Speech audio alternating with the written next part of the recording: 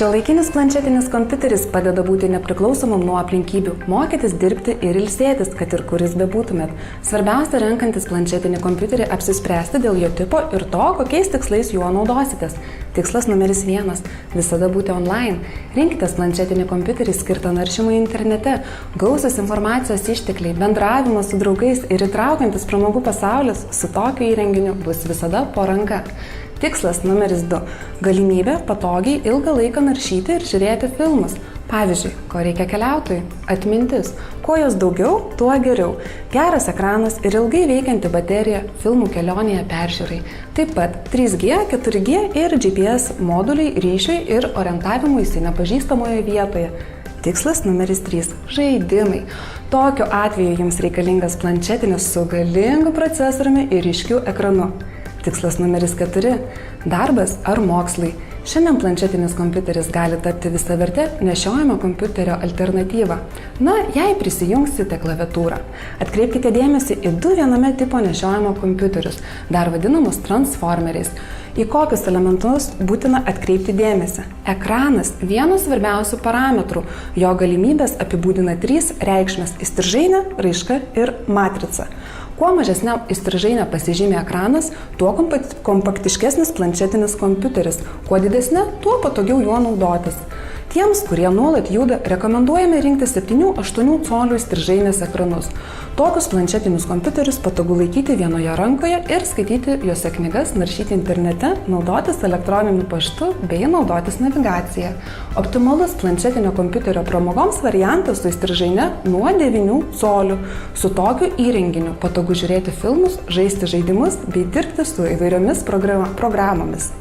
Kuo didesnis ekranas, tuo didesni jutiklinės klaviatūros mygtukai. Tačiau čia svarbi ir raiška. Kuo ji didesnė, tuo ryškesnis ir tikslesnis vaizdas. Dar vienas svarbus komponentas – matrica.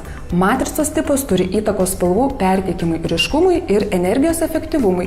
Išskiriami tokie pagrindiniai matricos tipai – TFT, IPS, Super AMOLED. Planšetinio kompiuterio pasirinkimui įtakos turi ne tik techninės charakteristikos, bet ir operacinė sistema. Pagal operacinę sistemą skirstomi 3 planšetinių tipai – Windows, Android ir iOS. Iš esmės visos platformos yra geros, suderinamumo ir duomenų sinchronizavimo požiūriu labai svarbu rinktis planšetinį kompiuterį tokios operacinės sistemos, kokia yra kitose jūsų naudojamuose įrenginiuose. Kuo daugiau planšetinėme kompiuteryje planuojama laikyti rinkmenų, tuo daugiau jums reikia vidinės saugyklos. Filmai, skaitmeninės knygos, muzika, žaidimai – kam save riboti? Atmintį galime išplėsti atminties kortelės dėka. Todėl būtinai atkreipkite dėmesį, ar planšetinis kompiuteris turi atminties išplėtimo lizdą ir kokią atminties kortelės talpą jis palaiko. Šiandien absoliučiai visi planšetiniai kompiuteriai turi Wi-Fi modulį, o jei norite turėti didesnės galimybės jungtis prie interneto, rinkitės modelį su 3G, 4G moduliais. 4G kartos LTE moduliai aprūpina sparčiausių interneto ryšių. Tačiau dar ne visur yra šio standarto tinklo palaikymas, o GPS ir GLONASS sistemos veikia su navigaciniais žemėlapiais ir padeda geografiškai orientuotis. Rinkdamiesi planšetinį kompiuterį, atkreipkite dėmesį į tai, kokiomis technologijomis ir moduliais jie aprūpinti. Pavyzdžiui, ar turi 3G suskambinimo funkciją, tai yra galimybė naudotis juo kaip telefonu. Bluetooth technologija leidžia patogiai persiųsti failus. NFC – greitas bevėlis apsikeitimas duomenimis iki 10 cm atstumu. HDMI sąsaja užtikrina spartų duomenų perdavimo greitį ir signalą iš televizoriaus, projektoriaus ar monitoriaus.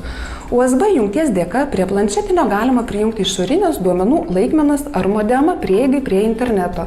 Planšetinis kompiuteris turi palaikyti OTG funkciją USB on the go, tam, kad būtų galima prijungti išorinės duomenų laikmenas. Atkreipkite dėmesį, kad ne visi planšetiniai kompiuteriai pasižymi šią funkciją, todėl atidžiai skaitykite specifikacijas. G-jutiklis ar akcelerometras palengvina naudojimąsi įrenginiu. DLNA technologija vos kelių prisilietimų dėka leidžia sukurti bevėlį ryšį greitam duomenų perdavimui. Svarbiausias dalykas renkantis planšetinį kompiuterį – nuspręsti, kokios jums funkcijos yra būtinos ir reikalingos. O išsiaiškinti technologijos ir nustatymų galimybės jums visada padės Varlė LT specialistai. Išsamesnės informacijos ir patarimų ieškokite mūsų pirkimo gide. Taip pat galite pas mus rasti kai kurių modelių video apžvalgas, kuriuose ekspertiškai įvertinami konkretūs įrenginiai. Išsirinkę planšetinį kompiuterį, pasirinkite jums priimtiniausių apmokėjimo ir pristatymo būdus. Nepamirškite apie priedus, rašikliai, klaviatūros, dėkliukai ir kiti. Esant klausimams, konsultuokite su mūsų specialistais jums patogiausiu būdu – telefonu, elektroniniu paštu ar prekybos vietoje. Varlė LT, kai reikia kainos ir patarimo.